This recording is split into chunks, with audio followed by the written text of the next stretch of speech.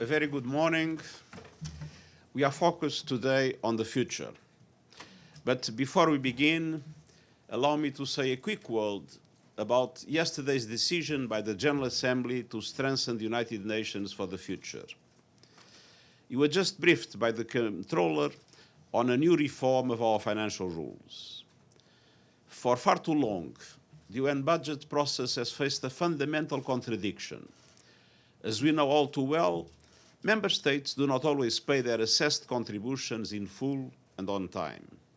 Yet, we were required to return funds that we had not spent because we had not actually received them due to unpaid assessed contributions by member states. This means that we have been hamstrung by a double blow. On one side, unpaid contributions. On the other side, an obligation to return funds that never arrived in the first place. In other words, we were trapped in a Kafkaesque cycle, expected to give back cash that did not exist. Yesterday, member states agreed to change that. Under a new methodology on a trial basis, unspent funds will be returned only when they are backed by cash. I've been pushing for this reform for almost a decade.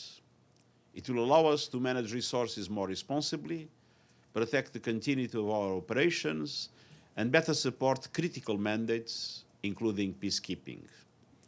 And I'm grateful to member states for taking this important action, which will greatly benefit the incoming administration and contribute to the financial stability of the United Nations in the coming years. But today, we are here for a different reason.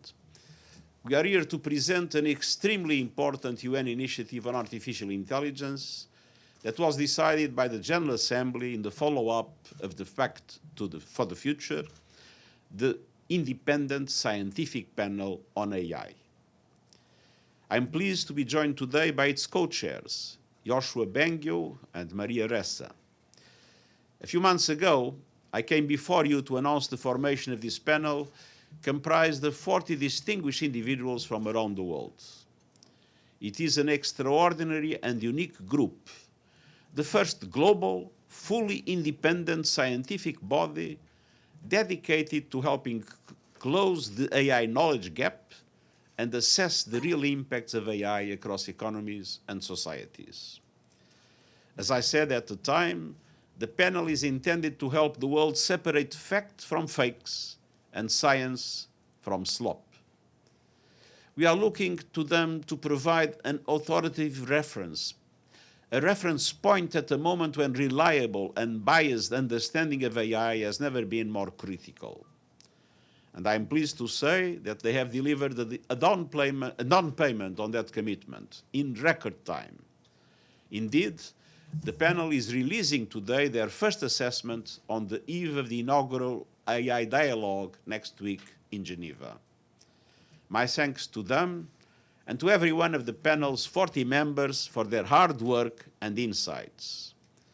This morning, their assessment goes to every government, and it is open to the public for everyone to see. Their report is honest about the extraordinary promise of this technology.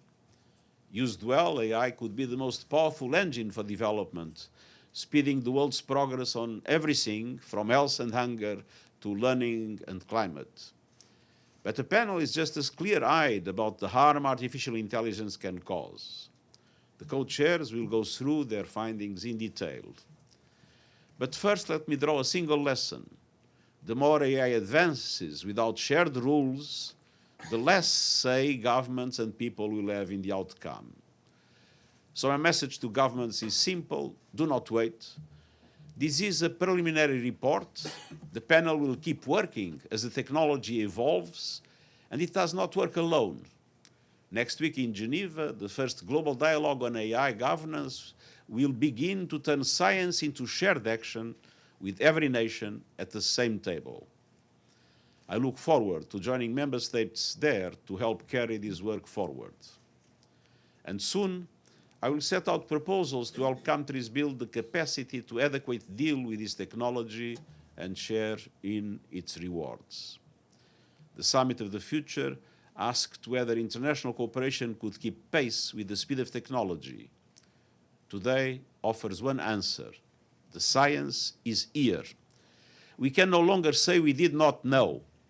What we do with it is now up to all of us. Dear members of the media, in full respect for the panel's independence, I will now leave you in the capable hands of the two co-chairs. Joshua and Maria, the floor is yours. Thank you.